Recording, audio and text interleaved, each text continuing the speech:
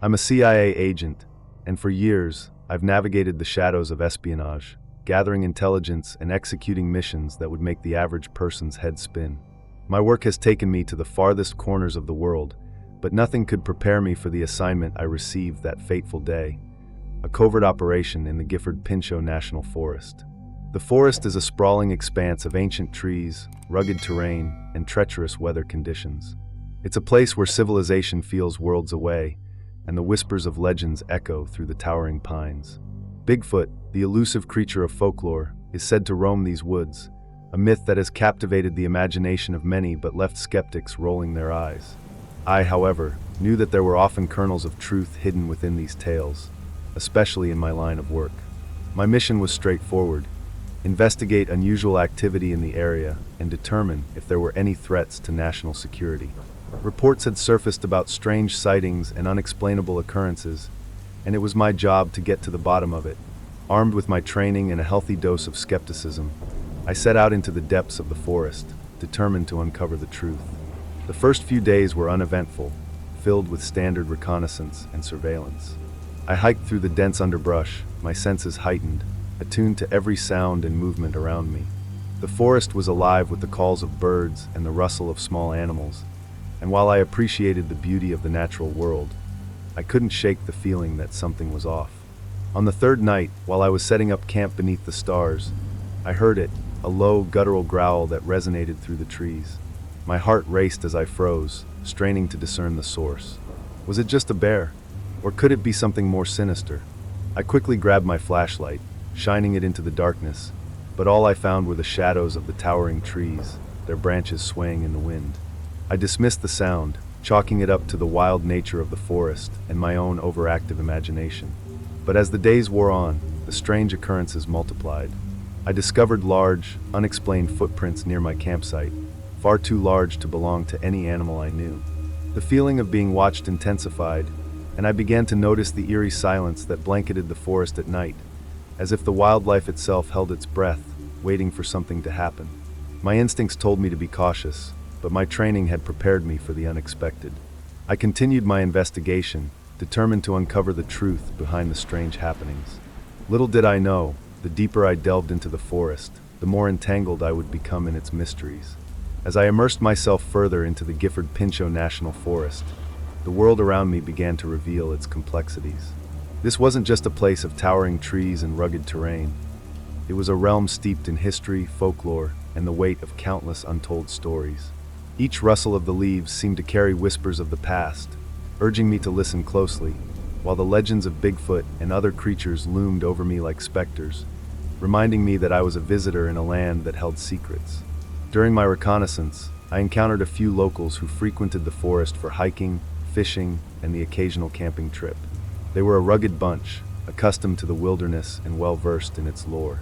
One such individual was Greg, an older man with a weathered face and a twinkle in his eye that hinted at a lifetime of adventures. He was known around the small town nearby as a storyteller, often regaling anyone who would listen with tales of the forest's mysteries. "People don't understand this place," Greg told me one evening as we shared a campfire. "It has a life of its own. Most come here for the beauty, but there's something deeper, a heartbeat beneath the surface. You can sense it if you're attuned to it." His words intrigued me, but I remained skeptical. As a CIA agent, I was trained to rely on evidence and logic, not folklore or superstition. But Greg's stories had a way of sticking with me. He spoke of hikers who had gone missing, of strange sounds that echoed through the trees at night, and of encounters that defied explanation.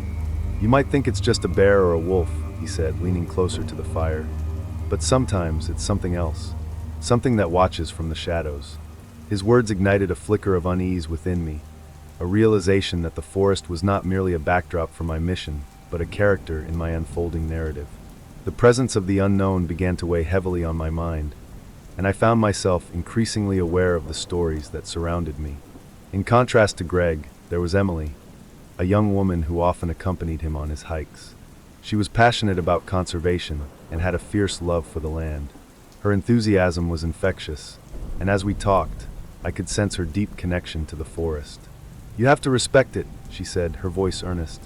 "The forest has its own rhythms and rules. If you listen, it will teach you." I appreciated her perspective, and our conversations often turned to the importance of protecting the wilderness. However, there was a hint of apprehension in her eyes when she spoke of the legends. "Some say the forest is a sanctuary for things we cannot understand," she confessed. "It's as if it guards its secrets fiercely. Many have gone in, but few have come back with answers." Her words echoed in my mind as I continued my search. Every night, the forest seemed to transform into an enigmatic entity, its shadows growing longer and denser. The stories of Bigfoot and other creatures became a haunting refrain, a reminder that I was not alone in my quest for truth. The more time I spent in the forest, the more I began to sense the weight of its history. The towering trees had witnessed countless tales of joy and sorrow, and as I walked among them, I couldn't help but feel an overwhelming sense of respect for the land. I realized that my mission was not just about gathering intelligence. It was about understanding the delicate balance between humanity and nature, and the stories that intertwined our fates. As I prepared for the next phase of my investigation, I felt a shift within myself. The urgency of my assignment remained, but the connection I felt to the forest and its inhabitants deepened. I was determined to uncover the truth behind the disappearances, not just for the sake of my mission, but for the stories that deserve to be told.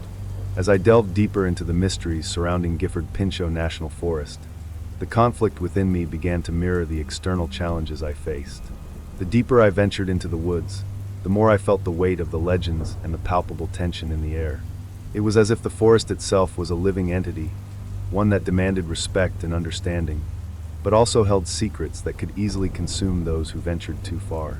My investigation intensified after hearing the chilling stories from locals like Greg and Emily.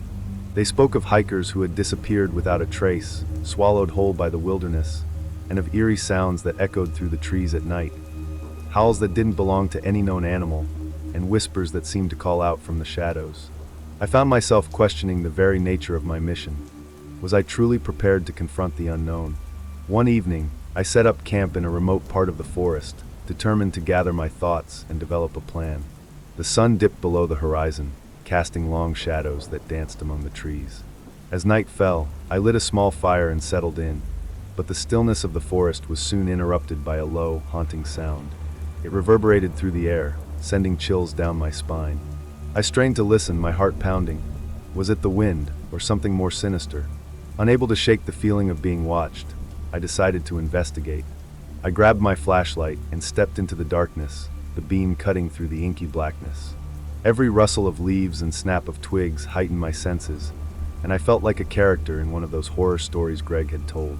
As I ventured deeper into the heart of Gifford-Pinchot National Forest, the palpable sense of foreboding clung to me like the damp mist that settled in the underbrush. The forest, with its towering trees and dense thickets, felt like an ancient labyrinth, and I was an intruder navigating the complexities of its shadows. The stories of missing hikers and the legends of creatures lurking in the depths began to weave themselves into a tapestry of unease that shadowed my every step. The first significant conflict arose after my encounter with Greg, who had shared chilling tales about the forest. His stories lingered in my mind, fueling a sense of dread that made me question my very purpose for being there. While I had initially dismissed the folklore surrounding Bigfoot and other mythical creatures as mere campfire tales, I found myself drawn into the narrative, unable to ignore the eerie coincidences that seemed to align with my investigation. One evening, as I prepared for a night of solitary watch at my campsite, the wind howled through the trees, carrying with it a cacophony of sounds that made the hair on my neck stand on end. I settled into my tent, trying to shake the feeling of being watched, but every rustle outside felt amplified, each shadow cast by the flickering campfire a reminder of the unknown. Around midnight, a loud crash erupted in the distance, followed by an unsettling silence. My heart raced as I unzipped my tent and stepped outside, flashlight in hand. The beam of light illuminated the forest around me, revealing nothing but darkness and the faint outline of trees swaying in the wind. I strained my ears, listening for any sign of what had caused the disturbance. Was it just a fallen branch, or something more? The unease grew as I decided to investigate. I followed the sound, my footsteps crunching softly on the forest floor. The deeper I went, the thicker the trees became, and the shadows seemed to stretch and warp, creating an almost surreal atmosphere. I recalled Greg's words about the forest having a heartbeat, a living force that could stir at any moment. With each step, I felt the weight of those words pressing down on me. As I reached a small clearing, I spotted something glinting in the moonlight, a piece of gear, half buried in the underbrush. My heart sank as I recognized it, a hiking boot. It was unmistakably one of the missing hiker's belongings. This was a tangible connection to the very mystery I had been investigating, a chilling reminder of the danger that lurked in these woods. Just as I reached to pick it up, I heard a low growl emanating from the shadows, sending a wave of cold dread through me. I froze, my instincts screaming at me to run, but curiosity held me in place. The growl deepened, reverberating through the clearing, and I felt as though the very earth beneath me was vibrating in response to whatever was lurking just out of sight. "Who's there?" I called out, my voice shaky but firm. Silence enveloped me, and for a moment, I thought I had imagined the sound. Then, without warning, two glowing eyes emerged from the darkness, piercing through the trees and locking onto mine. Panic surged through my body, and I stumbled back, heart racing as I turned to flee. In that moment, the forest transformed from a place of beauty into a realm of terror. The shadows seemed to close in around me as I sprinted back toward my campsite, adrenaline propelling me forward. I could hear the rustle of branches behind me, the growl echoing in my ears as I fought to reach the safety of the light. Breathless and trembling, I burst into the clearing where my tent stood. I fumbled to zip it shut, my hands shaking as I collapsed inside. I leaned against the fabric, straining to listen for any signs of pursuit. The forest was quiet again, but the silence felt charged, as if it were holding its breath in anticipation. I knew I had crossed a line. The conflict within me was no longer just about finding the missing hikers. It was about confronting the very essence of fear that the forest had awakened in me. As I sat in the darkness of my tent, my mind raced with questions. What had I just encountered? Was it a figment of my imagination, or had I stumbled upon the truth behind the legends? The forests of Gifford Pinchot were no fairy tale. They were a living testament to the dangers of underestimating nature and the stories that dwell within it. I realized then that this journey was not just about the physical challenges of hiking, but also about confronting the profound mysteries of existence itself. About understanding that sometimes the greatest adventures lie not in the destination, but in the journey of self-discovery and the courage to face our deepest fears. As I grappled with the terrifying encounter in the depths of Gifford Pinchot National Forest, the complexities of my situation began to unravel, revealing the intertwining subplots that had been forming beneath the surface. This adventure was no longer simply about finding the missing hikers. It had evolved into a profound exploration of trust, fear, and the very essence of humanity in the face of the unknown. The first subplot that emerged was the evolving dynamic within our group. Clara, who had initially been driven by a fierce determination to uncover the truth, began to question her motivations. Her obsession with finding the hikers had blinded her to the risks we faced, and after my encounter with the creature, I could see the seeds of doubt taking root. During our nightly gatherings, she often stared into the fire, lost in thought, her earlier bravado replaced by a heavy silence. "Did we push too far?" she finally asked one evening, her voice barely above a whisper. "What if our need for answers is what led us into danger?" The vulnerability in her tone struck me, and I realized that the journey had shaken her confidence. Mark, on the other hand, had transformed into the voice of caution. Once eager and optimistic, he had taken on a protective role, often urging us to reconsider our decisions. "We need to turn back," he insisted one night, anxiety etched on his face. "This place is not what we think it is. The stories, they're more than just tales." His words echoed the fears I had felt since my encounter, and I could see that the weight of our mission was beginning to take its toll on everyone. Lila was also grappling with her own insecurities. Though she had initially approached the journey with enthusiasm, the fear of the unknown began to seep into her mind. "I thought I could handle this, but now I don't know if I'm cut out for this kind of adventure," she admitted one night, her eyes filling with tears. "What if I'm just a burden to all of you?" "Lila, you've shown incredible strength," I reassured her. "We're all in this together. It's okay to feel scared. What matters is how we support each other." My words felt hollow, but I hoped they would offer her some comfort. As these subplots unfolded, I realized that our individual struggles were as significant as the external conflict we faced. Each member of our group was wrestling with their own demons, and the weight of those fears influenced our decisions as we forged ahead. The forest, with its ancient trees and hidden dangers, seemed to amplify our insecurities, reminding us that we were far from invincible. The tension came to a head one evening as we gathered to discuss our next steps. The air was thick with unspoken words, and I could feel the anxiety radiating from my companions. Clara, still grappling with her earlier doubts, proposed a plan to investigate deeper into the forest, searching for any signs of the hikers. "We can't give up now," she insisted, her eyes blazing with determination. "We owe it to them to find out what happened." Mark shook his head, clearly distressed. "But at what cost? We've already faced danger. We can't let our desire for answers blind us to reality," he argued, his voice rising. The heated exchange left us all feeling raw and vulnerable. I could sense that we were on the brink of a decision that would shape the course of our journey. "We need to find a balance," I interjected, trying to mediate the growing conflict. "We can pursue the truth, but we must also respect our limits and the power of this wilderness." Just as I finished speaking, the wind picked up, howling through the trees as if the forest itself were voicing its disapproval. The air grew colder, and an eerie stillness enveloped us, heightening the tension. It was as if the mountains were watching, waiting for our next move. In that moment, I realized that this journey was not just about the physical challenges of the forest, but about confronting the emotional landscapes we each carried. The legends of the forest and the fears that haunted us had intertwined, creating a complex web that threatened to ensnare us all. As we stood at the crossroads, I understood that our next steps would not only affect our quest for the missing hikers, but also determine the strength of our bonds and our ability to navigate the unknown together. It was a moment of reckoning, and the choices we made would resonate long after we left the forest behind. The turning point of our expedition arrived with a suddenness that felt almost surreal. It was a day that began with hope, but as we prepared to delve deeper into the forest, the atmosphere shifted dramatically. The morning had started off clear, but by midday, dark clouds began to gather, casting an ominous shadow over our journey. The air grew heavy, and the sense of foreboding that had lingered since our arrival became palpable. Clara, driven by her desire to uncover the truth about the missing hikers, was more determined than ever. "We can't turn back now," she insisted, her voice resolute. "We need to follow the leads we've gathered." Her eyes shone with a fierce intensity, but I could see the underlying anxiety that accompanied her determination. The legends surrounding these woods loomed larger with each passing hour, and I couldn't shake the feeling that we were walking a fine line between bravery and recklessness. As we pushed ahead, the wind began to howl, and the first drops of rain fell, quickly turning into a torrential downpour.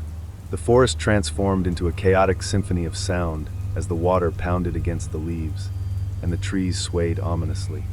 "We should find shelter," Mark shouted over the din, his face etched with concern.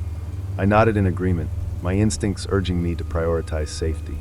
We spotted a large overhang just a short distance away and hurried toward it, grateful for the temporary reprieve from the rain. As we huddled together, the tension in the air was palpable. "We can't keep doing this," Mark said, his voice strained. "Every time we push forward, it feels like we're inviting danger." Clara, her frustration evident, shot back, "But we have to keep looking. What if they're out there needing our help?"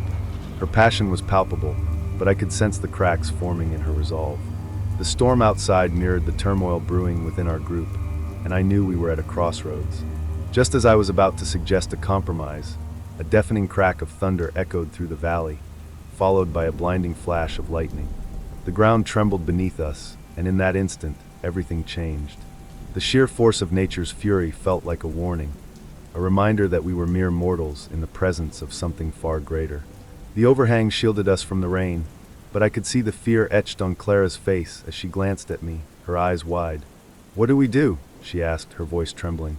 "Stay calm," I urged, trying to maintain a sense of control. "We'll wait out the storm and regroup. The last thing we need is to lose our footing in this chaos." As the thunder rumbled, I could feel a shift in the air, a tension that felt alive. The storm raged on, and we were left to confront our fears in the dim light of the overhang. I began to wonder if the mountain was sending us a message, testing our resolve. Minutes turned into an hour, and as the rain gradually subsided, the eerie silence that followed was almost deafening. I took a deep breath, allowing the moment to settle. "We need to make a decision," I said cautiously. "We can't let fear dictate our actions, but we also need to respect the power of this place." Finally, the rain ceased, and the clouds began to part, revealing a glimpse of blue sky. The forest felt transformed, washed clean and renewed, yet still holding an air of mystery. It was in this moment that I realized the true turning point of our journey lay not only in our physical challenge, but in the emotional and psychological battles we were fighting. "Let's regroup and discuss our next steps," I proposed, watching as the group nodded in agreement. The weight of our earlier confrontation lingered, but I sensed a newfound determination among us. Clara's expression shifted from fear to resolve, and I could see the fire igniting within her once more. "Okay, we can't turn back now," she said, her confidence returning. "We've come too far, and we're stronger together. Let's honor the hikers by continuing our search." Mark, still cautious, added, "But we need to be smart about it. We should stick to the trails and keep our eyes open for any signs of them." With a renewed sense of purpose, we set out from the overhang, our hearts united in a common goal. This moment marked a shift in our journey, a transition from fear to empowerment. We were no longer just individuals navigating the wilderness. We were a team, bound by our shared experiences and the lessons learned along the way. As we continued our trek through the forest, I felt a profound sense of clarity. The storm had stripped away our doubts and fears, revealing the strength that lay within each of us. The mountain, once a formidable adversary, had become a catalyst for growth and transformation. And with every step, I knew we were preparing to face whatever lay ahead, not just as explorers, but as individuals who had learned to embrace the unknown. As we descended from the tumultuous peak of Mount Elysium, the atmosphere shifted dramatically.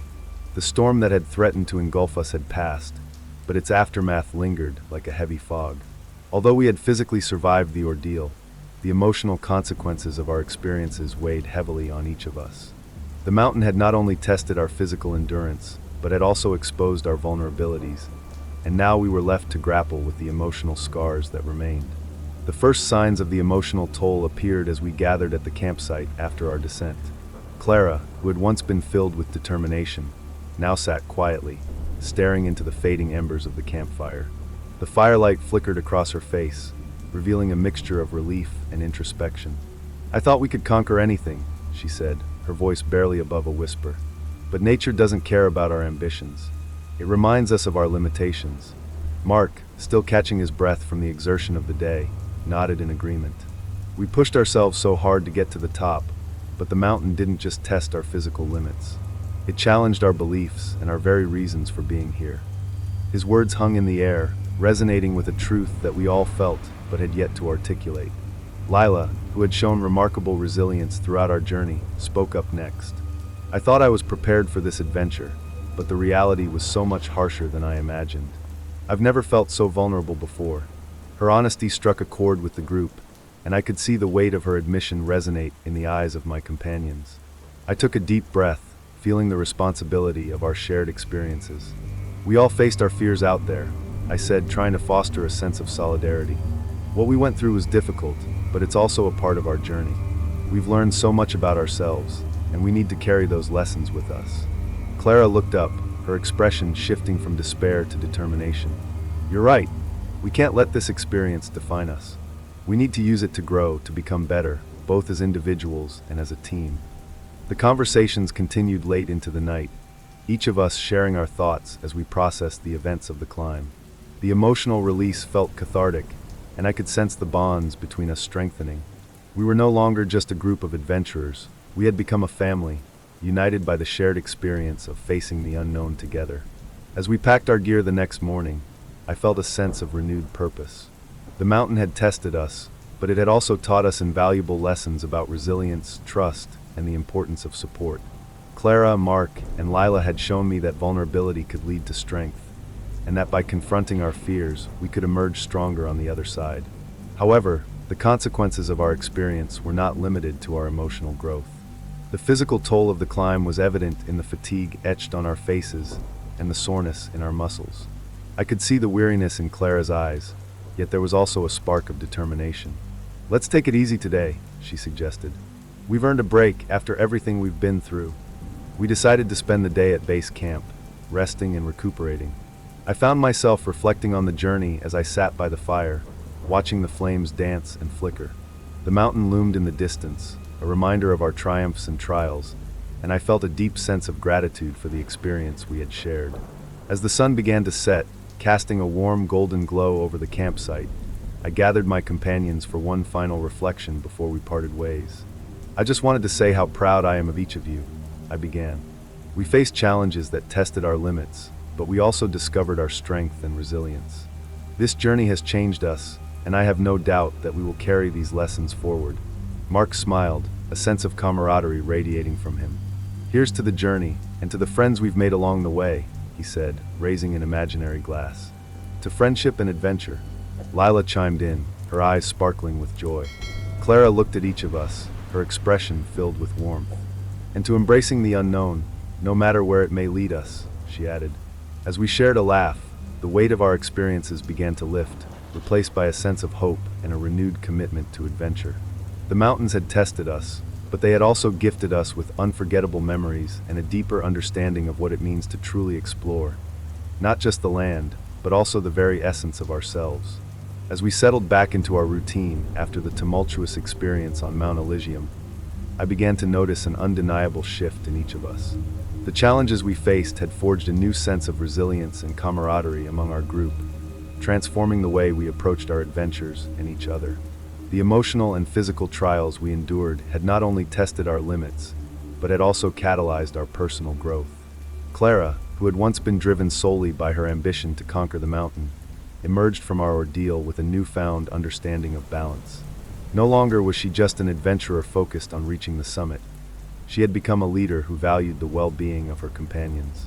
I've learned that it's not just about the destination, she told us one evening around the campfire. It's about the journey, the connections we make, and the lessons we learn along the way. Her words resonated deeply, reflecting a maturity that had blossomed in the face of adversity. Mark, who had initially been the voice of caution, found a way to embrace his protective instincts while allowing himself to experience the thrill of adventure. He had always been meticulous in his planning, but now he also recognized the importance of spontaneity and trust. I used to think that planning was the only way to ensure safety, he said one night, his voice steady. But I've realized that there's a beauty in uncertainty. It's what makes this journey worthwhile. His insight marked a turning point for him, and I could see the confidence growing in his demeanor. He began to engage more openly with the group, sharing stories of his own past fears and triumphs, allowing others to see that vulnerability could be a source of strength. Lila, who had struggled with self-doubt throughout our journey, transformed as well. The experience had pushed her beyond her comfort zone, and she emerged with a determination to embrace challenges head-on. I used to shy away from difficult situations, but now I realize that facing my fears is what helps me grow, she shared, her eyes shining with newfound confidence. This adventure taught me that I am capable of more than I ever imagined. Her evolution was inspiring, and I could see how her journey mirrored the growth we were all experiencing. It was clear that the bond we had formed, rooted in shared struggles and victories, had empowered each of us to confront our fears and embrace our strengths. As we continued our exploration of the Great Smoky Mountains, our adventures took on a new significance. We learned to appreciate the beauty of the landscape and the lessons it imparted. Each hike became an opportunity to celebrate our growth, and we often took moments to reflect on how far we had come. One day, we decided to tackle a challenging trail that wound through dense forest and steep inclines. As we approached the trailhead, I felt a mixture of excitement and apprehension. Remember, we take it one step at a time, I reminded the group, drawing on the lessons we had learned from our previous challenges. The hike was arduous, and the terrain tested our limits. But with every step, we encouraged one another, celebrating small victories along the way. Clara led us with grace, her newfound sense of balance shining through as she navigated the trail with confidence. Mark, ever cautious, kept a watchful eye on the surroundings, ensuring that we remained safe while also allowing us the freedom to explore. Lila, empowered by her growth, took the lead at times, embracing the adventure with a contagious enthusiasm. As we reached a breathtaking overlook, the beauty of the Smoky Mountains unfolded before us like a painting. The rolling hills, cloaked in mist, stretched as far as the eye could see. We stood in silence, taking in the view, our hearts full of gratitude for the journey that had brought us here. In that moment, I realized that we had transformed not just as individuals, but as a collective. We had faced the mountain's challenges together, and in doing so, we had learned to rely on one another. The experience had deepened our connections, forging friendships that would last a lifetime. The lessons we had learned went beyond the physical realm. They penetrated the very core of who we were. We discovered that the true essence of exploration lies not just in conquering peaks, but in the relationships we build and the growth we experience along the way. The forest had become a teacher, imparting wisdom that would resonate long after our adventure concluded. As we made our way back down the trail, laughter and shared stories filled the air. The weight of past fears had lifted, replaced by a sense of empowerment and unity. I felt a deep appreciation for the journey we had taken together, one that had transformed us in ways we could never have imagined. With each step, I knew that we would carry the spirit of our adventure with us, forever changed by the lessons learned in the embrace of the Great Smoky Mountains. The mountain had tested us, but it had also gifted us with an understanding of ourselves and each other that would guide us in future endeavors, both on the trails and in life. As we prepared for the climax of our expedition in the Great Smoky Mountains, the air was thick with anticipation and tension. The lessons we had learned from our previous encounters had fortified our group, yet an undercurrent of anxiety remained as we set our sights on the summit of a particularly challenging peak. This climb was not just another notch in our belts. It represented the culmination of our journey, an opportunity to confront not only the mountain, but also the fears and insecurities that had lingered throughout our adventure. In the days leading up to our final ascent, we gathered each evening to discuss our strategy and reinforce our collective resolve. Clara, who had emerged as a natural leader, took the initiative to organize our plans. "We've faced so much already," she said one night as we sat around the campfire, the flames flickering in the darkness. "This time, we're not just climbing for ourselves. We're doing this to honor the spirit of the mountain and the lessons we've learned." Her words resonated deeply within me, reminding me that our journey was about more than just a physical challenge. It was about growth, connection, and respect for the land that had tested us. The mountains had become a part of our story, and we were determined to pay tribute to that bond. As we finalized our preparations, we meticulously checked our gear, ensuring that everything was in perfect order. We reviewed our climbing equipment, safety harnesses, and ropes, leaving no stone unturned. I felt a mix of excitement and apprehension. The mountain still held an air of mystery, and I knew that nature could be unforgiving. The lessons from our previous encounters loomed large in my mind, particularly the importance of listening to the land and respecting its power.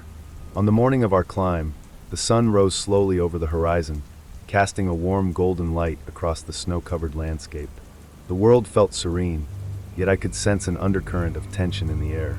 As we stood at the base of the mountain, ready to embark on this final ascent, I took a moment to look at my companions. Clara, Mark, and Lila were all focused, determination etched on their faces. "Remember, we take it one step at a time," I reminded the group, drawing on the lessons we had learned from our previous challenges. "Let's communicate, stick together, and trust each other." With a collective nod, we began our ascent. The climb was steep and challenging, requiring us to navigate rocky outcrops and treacherous footing. Each step felt like a test of our resolve, but we supported each other, offering encouragement and strength along the way. Clara led with confidence, her earlier fears seeming to fade with each successful step. As we climbed higher, the air grew thinner and the terrain more demanding. I could feel the strain in my muscles, but I pushed through, motivated by the sight of the summit that lay ahead. The breathtaking views kept me focused, reminding me of the beauty that awaited us. However, as we approached a particularly precarious section of the trail, the atmosphere shifted once again. A chilling wind swept through the mountains, causing an unsettling silence to envelop us. The air felt charged, as though the very essence of the mountain was alive and watching.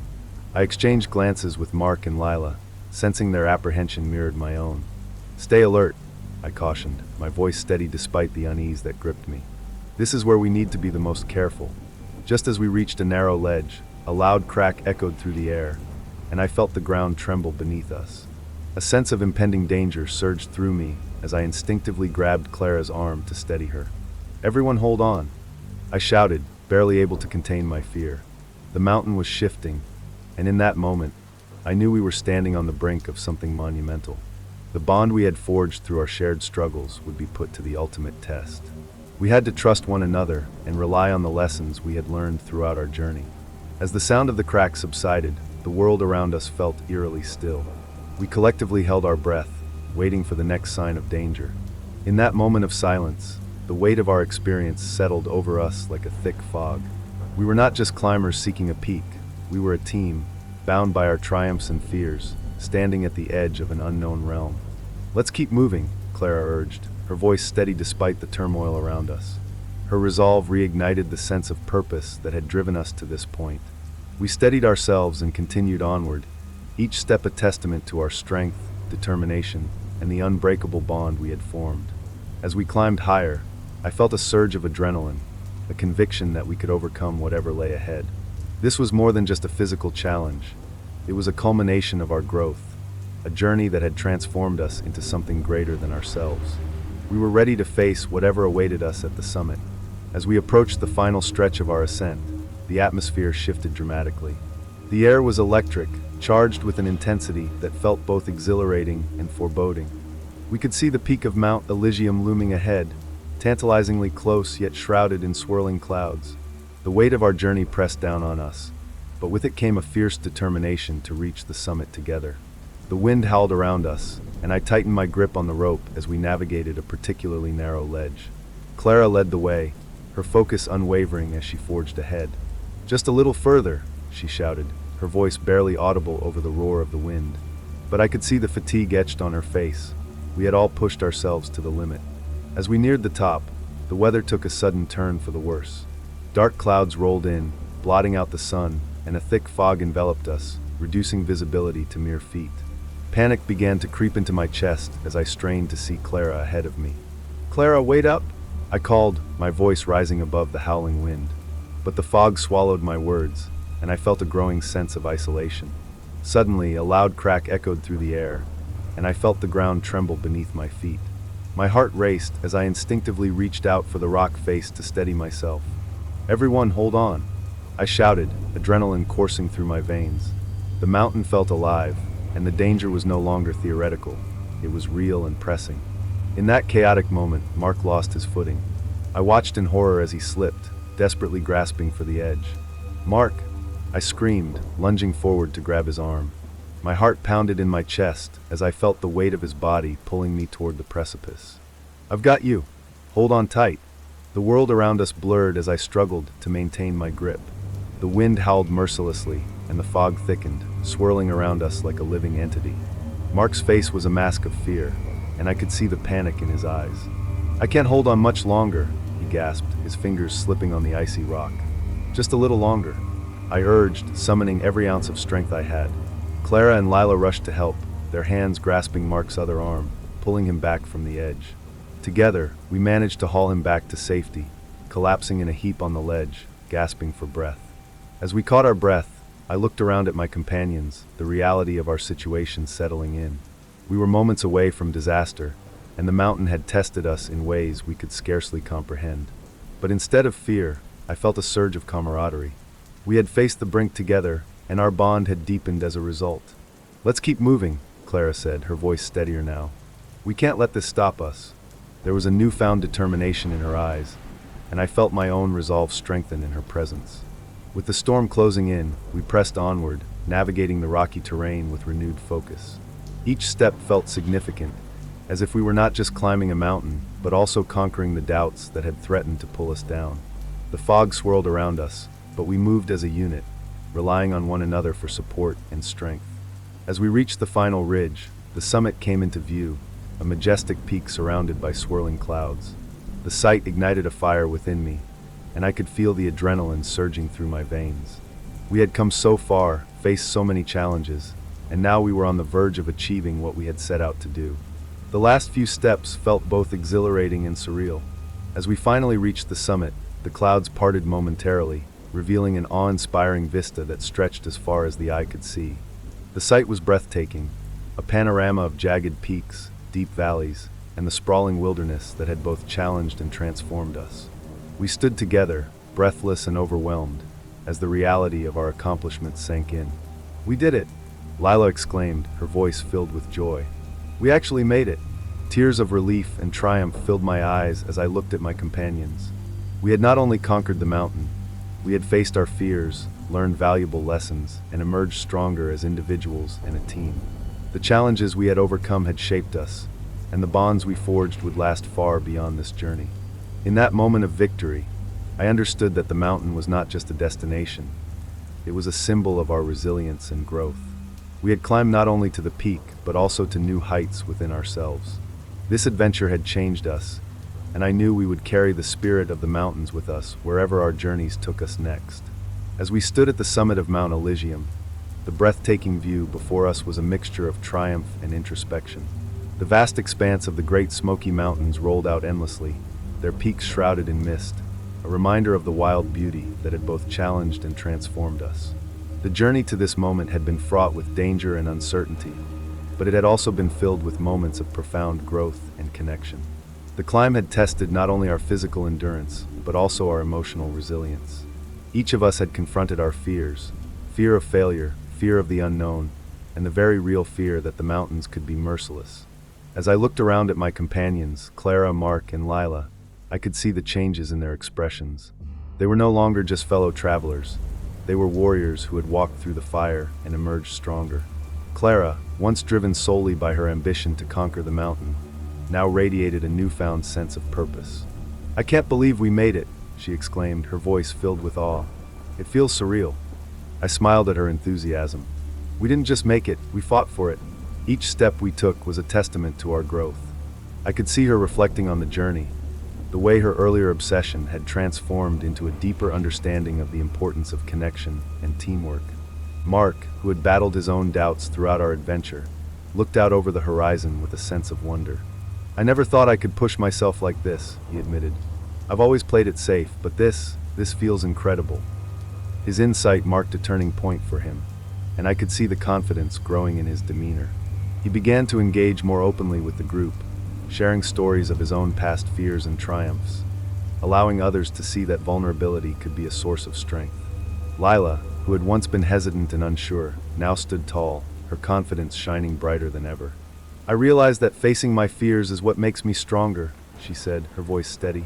"This journey has taught me that I can overcome anything if I believe in myself and lean on my friends." As the sun dipped below the horizon, painting the sky in hues of orange and purple, we felt a sense of closure wash over us. We had not only conquered the mountain, we had confronted the darkness within ourselves and emerged victorious.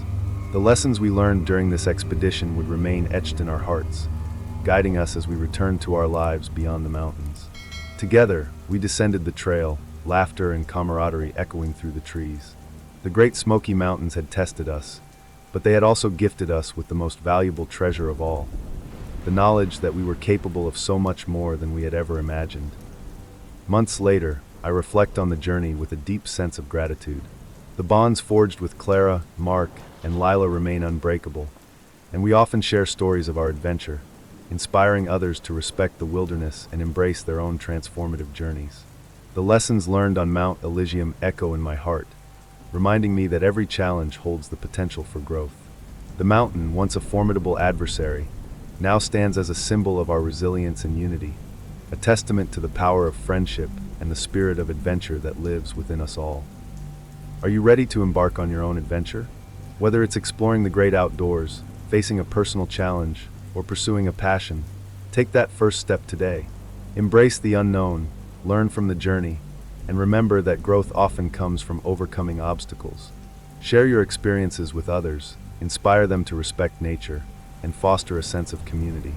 The world is full of possibilities waiting to be discovered. Dare to explore it. Your adventure awaits, and you have the power to shape your own story.